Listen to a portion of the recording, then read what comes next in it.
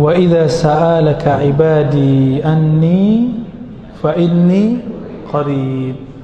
Udah dijawab kok sama Allah ya. Jika hambaku bertanya kepadaku di mana aku, enggak usah jauh-jauh bilang di aras, di langit. Apa kata Allah? Qarib, aku sangat dekat. Lalu kenapa ada ayat Ar-Rahman 'alal 'arsy istawa? Surat Thaha, bahkan diulang sampai 6-7 ayat. Allah Maha-Rahman istawa di atas arasy. Kita sudah bahas ini sebelumnya ya. Ya, biar Bapak tambah yakin. Menghilangkan syak. Liyatma'inna qalbi, supaya tenang kalbunya. Insyaallah Allah yang kasih tenang. Allah itu bendakah? Bukan. Allah itu rohkah? Allah itu satu jenis dengan malaikat, satu jenis dengan jin, satu jenis dengan manusia. Nah, kita ini semua disebut jisim, benda. Yang butuh tempat itu hanyalah benda. Maka jika disebut Ar-Rahman 'alal 'arsy istawa, Allah bersemayam di atas arasy, haram dibayangkan Allah menempati sesuatu. Lalu apa maksudnya Ustaz? Hanya Allah yang tahu. Mana dalil saya? Dalilnya 2. Surat Ali Imran, kemudian Asy-Syura ya. Di Ali Imran disebutkan wa ma ya'lamu ta'wilahu illallah. Tidak tahu takwilnya, penjelasannya kecuali hanya Allah. Ciri-ciri orang yang menyimpang akidahnya, meskipun menyebut dirinya Ahlus Sunnah, coba-coba mendetailkan makna istawa, menyimpang langsung akidahnya. Di kalbunya ada zaigh. Zaigh itu al-muyul ila dhalal, kecenderungan kepada penyimpangan dan kesesatan. Maka perhatikan, setiap orang membayangkan Allah bertempat, nur di kalbunya hilang, nur di wajahnya hancur. Kenapa? Pikirannya seharusnya tidak memikirkan itu.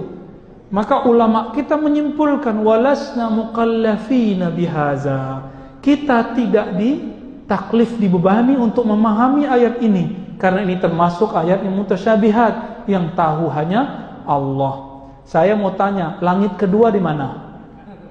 Langit kedua aja nggak tahu, apalagi yang ketiga, apalagi langit keempat, terus langit ketujuh, apalagi arasy. Aras itu Allah sebut Rabbul Arsyil Azim, aras yang besar meliputi semua langit dan bumi. Memikirkan dunia sekitar pun kita pusing, apalagi memikirkan tempat yang Allah sebut azim, besar. Besar menurut saya paling sebesar apa sih? Kalau besar menurut anak kecil ya paling segitu doang. Besar menurut Allah kita tidak bisa bayangkan. Maka Imam Syafi'i, Imam Ahmad, Imam Malik menjawab, apa makna istawa? Ala ma aradahu Allah wa rasuluhu. Yang tahu maknanya hanyalah sesuai dengan yang Allah maksud dan Rasul maksud. Yang Allah maksud mengenai istawa, siapa yang tahu? Gak tahu. Kita gak tahu, kita cuma dapat ayatnya. Assalamualaikum warahmatullahi wabarakatuh. Ibu bapak hadirin pemuda-pemudi sebangsa setanah air dimanapun kalian berada, dari Sabang sampai Merauke, dari dalam Indonesia hingga keluar Indonesia, kembali lagi bersama Gus A dalam channel Tanda Tanya Politik. Semakin gila semakin asik, semakin gila semakin asoy, semakin gila semakin geboy. Ustaz, Allah ada di mana? Ini adalah sebuah pertanyaan yang ngeri-ngeri sedap ngeri. Karena kalau hal ini tidak dijelaskan, nanti akan ngambang. Kalau hal ini tidak dituntaskan, nanti imannya akan remuk kayak kerupuk. Nanti kalau tidak dikelirkan, maka iman akan bergoyang.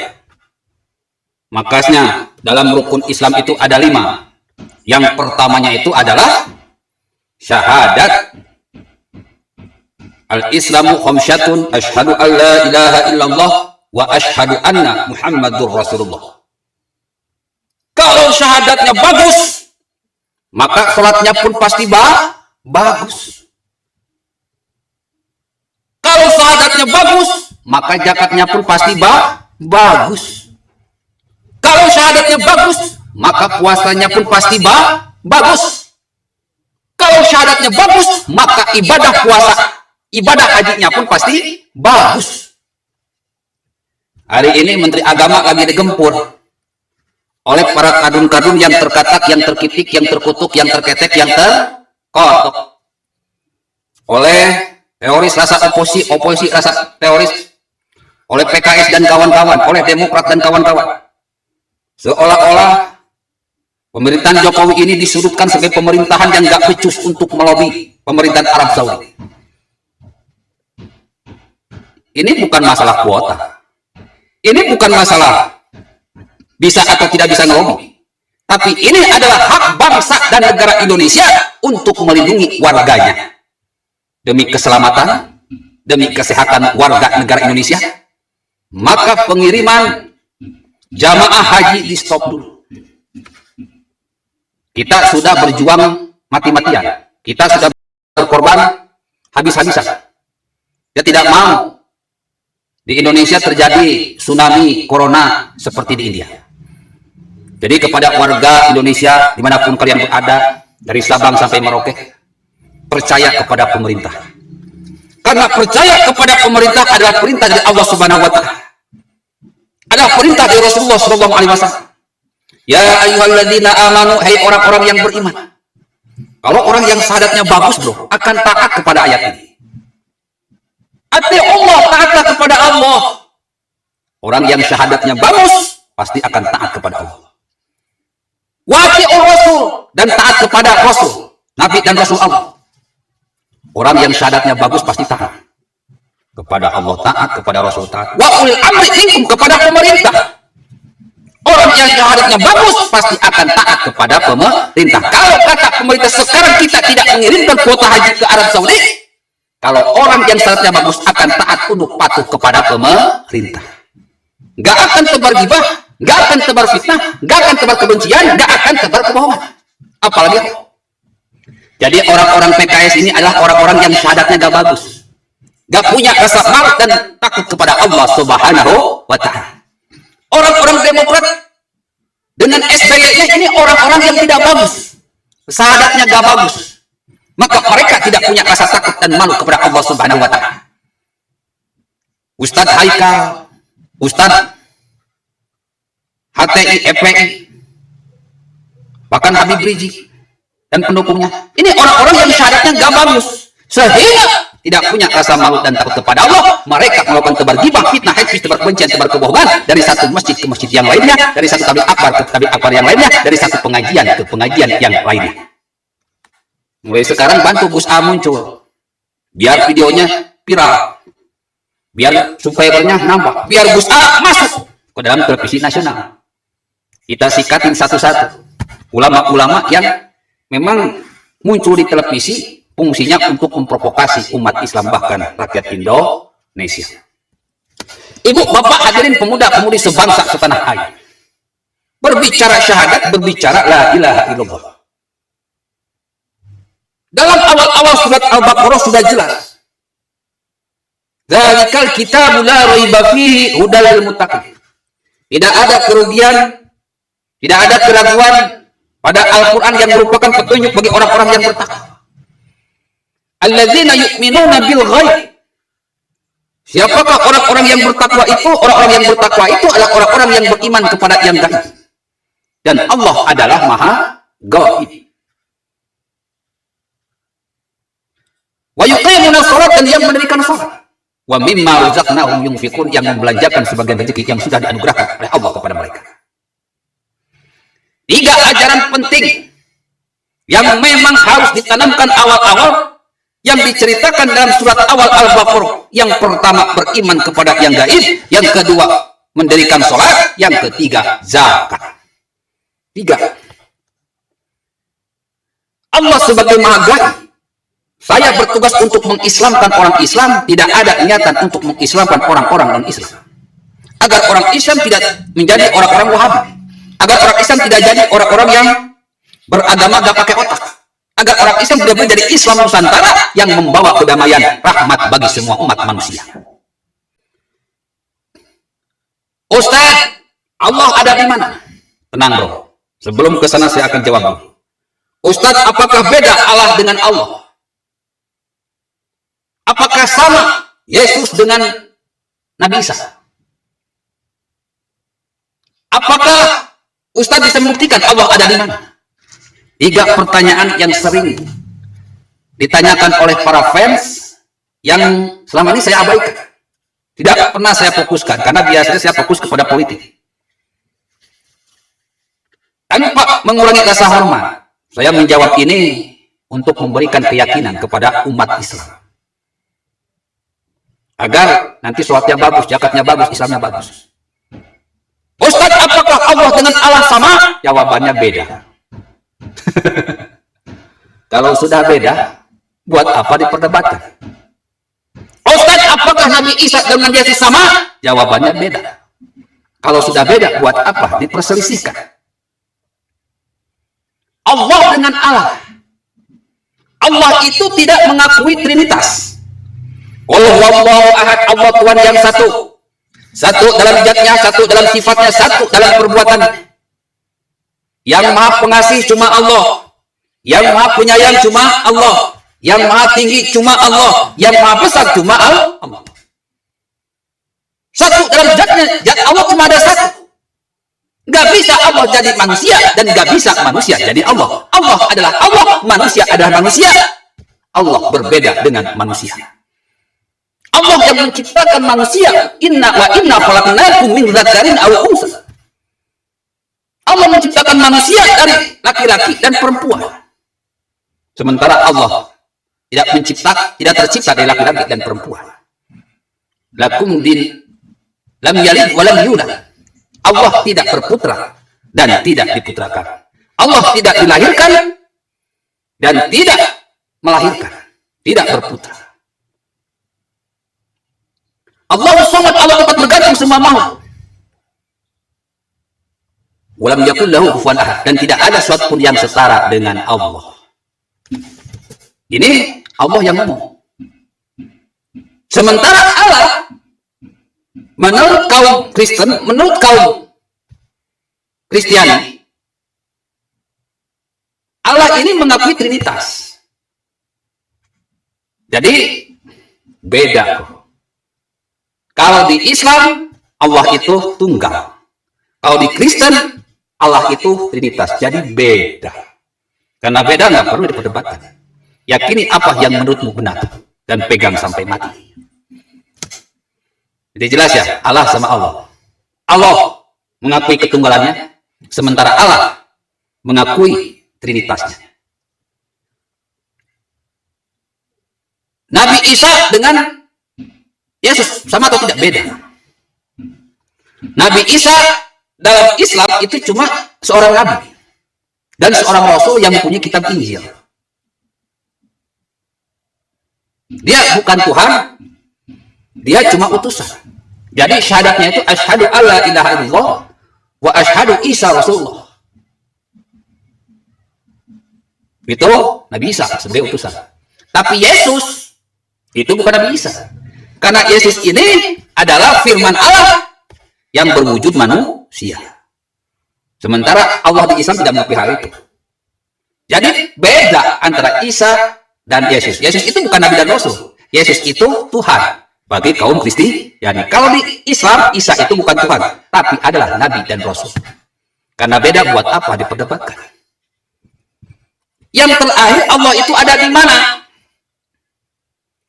Ada yang tahu Allah ada di mana? Sudah dikatakan tadi Allah itu Maha Gaib. Kalau ingin ketemu Allah harus punya kendaraan yang super cepat, super hebat, super dahsyat. Apa itu? Iman. Alladzina yu'minuna bil ghaib. Kalian harus naik kendaraan yang namanya iman. Nggak naik kendaraan, nggak sampai kepada Allah Subhanahu wa Ta'ala. Ucapin syahadat dulu. Baru kita pelajari di mana Allah berada. Asyhadu an la ilaha illallah wa ashhadu anna Muhammadur Rasulullah. Aku bersaksi tidak Tuhan selain Allah, dan aku bersaksi bahwa Nabi Muhammad itu utusan Allah. Ini kendaraannya. Kalau sudah yakin, tinggal kita pelajari, kita cari Allah. Mikroskopnya itu iman, bro. Nanti kita bisa teropong Allah ada di mana. Jika kita sudah mempunyai yang namanya kendaraan iman atau alat pendeteksi Allah yang namanya iman, mari kita bahas Allah ada di mana. Apakah Allah ada di atas? Saya lihat ke atas, tidak lihat Allah. Apakah Allah ada di bawah? Saya lihat ke bawah, tidak ada Allah. Ke kanan, ke kiri, ke utara, selatan, timur, barat, kita tidak lihat Allah. Allah ada di mana? Apakah ada di arsi? Arsi itu di mana? Kita nggak tahu. Bagaimana kita menemukan Allah? Bagaimana kita bisa tahu Allah itu ada sementara kita tidak melihat? Tadi sudah dikatakan Allah itu gaib. Apa itu gaib? Tidak bisa dilihat dengan mata telanjang, tapi hanya bisa dilihat oleh mata telunjuk. Makanya ketika kita atahiyat, itu angkat mata telunjuk diangkat ketika kita membacakan asyhadu alla ilaha illallah wa asyhadu anna Muhammadur Rasulullah. Di situ kita sudah lihat dengan mata telunjuk, hati kita bergetar seolah-olah kita bisa merasakan keberadaan Allah. Iya Ustaz. Lalu di mana Allah berada? Allah tidak kemana-mana. Allah ada jika kita yakin adanya. Allah tidak ada jika kita yakin tidak adanya. Makanya disebut keyakinan gaib. Kalau kita yakin ada, bergetarlah hati kita. Kalau kita tidak yakin ada, tidak akan pernah bergetar hati kita. Jadi hati kita ini seperti resonansi. Ketika ada bunyi, langsung bergetar. Supaya tidak menghabiskan waktu, dalam surat Al-Imran 190 Allah berfirman, Inna fi khalqis samawati wal ardi wa ikhtilafil laili wan nahari la ayatin liulil albab. Sesungguhnya dalam penciptaan langit dan bumi dan silih bergantinya siang dan malam terdapat tanda-tanda bagi orang-orang yang berakal. Hanya orang-orang yang berakal yang bisa tahu di mana Allah berada. Ditunjuk oleh Allah orang-orang berakal. Orang-orang yang berotak. Kambing punya otak, tapi nggak punya akal. Karena otaknya jadi pakai. Kebo punya otak, tapi otaknya jadi pakai sehingga nggak punya akal, nggak bisa dipakai untuk berpikir. Tetapi manusia punya otak, dan ketika otaknya dipakai dia punya akal. Ketika akalnya dipakai dia akan menemukan di mana Tuhan itu berada, di mana Allah itu berada. Inna fi khalqis samawati wal ardh. Sesungguhnya dalam penciptaan langit dan bumi. Artinya Allah lah yang menciptakan langit dan bumi.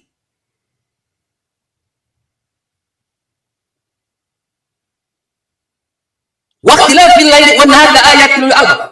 Allah lah yang menciptakan, yang mengatur siang dan malam. La ayatin lil albab. Sebagai tanda-tanda bagi orang-orang yang berakal. Dari ayat ini sudah jelas Allah lah yang menciptakan langit. Allah lah yang menciptakan bumi. Allah lah yang menciptakan siang dan malam, yang menciptakan matahari dan menciptakan bulan. Ada manusia yang sanggup menciptakan matahari? Gak ada. Ada manusia yang sanggup menciptakan bulan? Gak ada. Ada manusia yang sanggup menciptakan langit? Gak ada. Ada manusia yang sanggup menciptakan bumi? Gak ada. Allah ini yang ciptain langit, bumi, bulan, matahari. Jadi kalau kita ingin tahu Allah itu ada di mana, ingin tahu Allah itu ada di mana, maka kalian harus tahu di mana batasnya langit dan di mana batasnya bumi. Ujungnya langit ada di mana, ujungnya bumi ada di mana. Karena yang menciptakan pasti tahu di mana sudut-sudutnya, di mana ujung-ujungnya. Benar apa betul, Bu? Benar apa betul, Pak?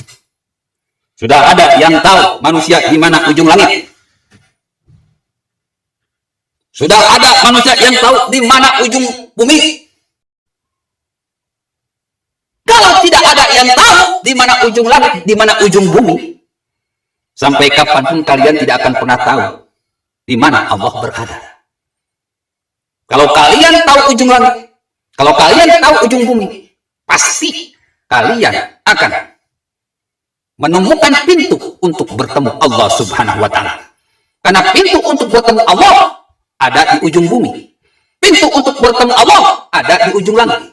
Maka kalian yang ingin bertemu Allah, silahkan cari ujung langit, ujung bumi yang merupakan pintu bertemunya Allah.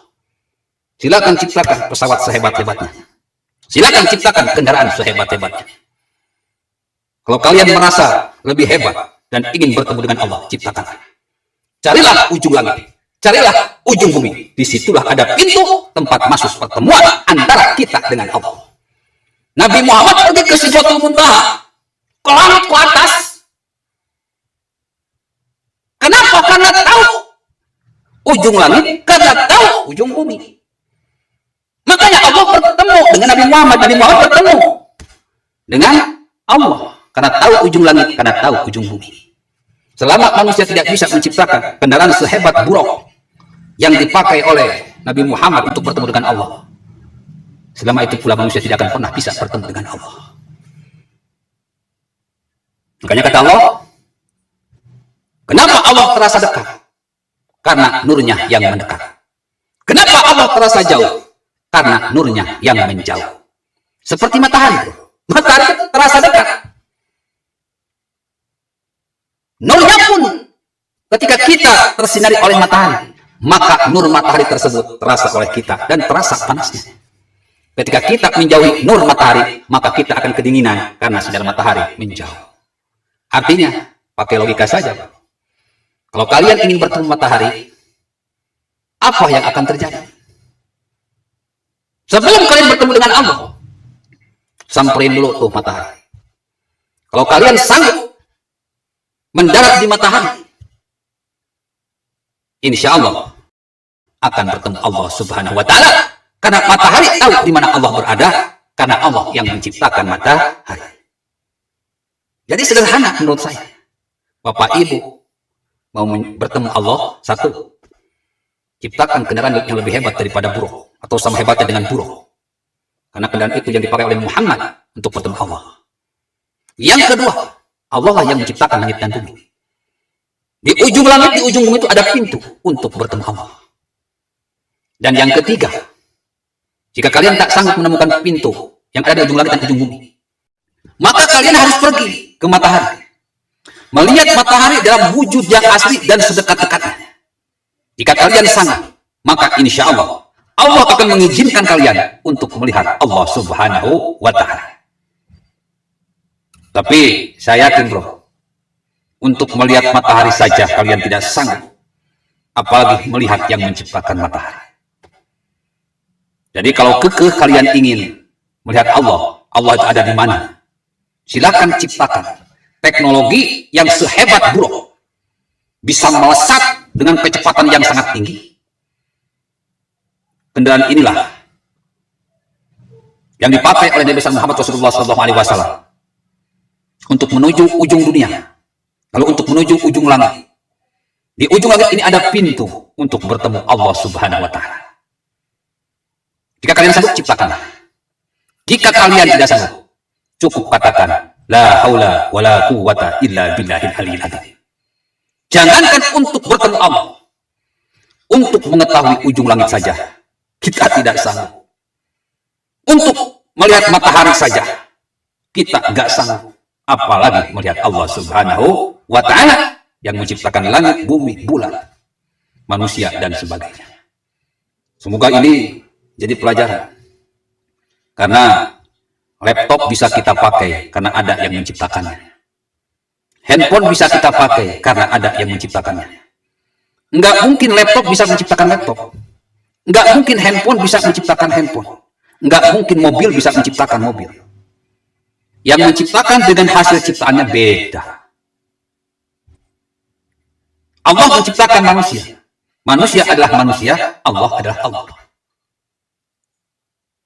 Seorang profesor menciptakan laptop. Laptop adalah laptop, profesor adalah profesor. Beda, pencipta pasti berbeda dengan ciptaannya. Billahi taufiq wal hidayah. Wassalamualaikum warahmatullahi wabarakatuh.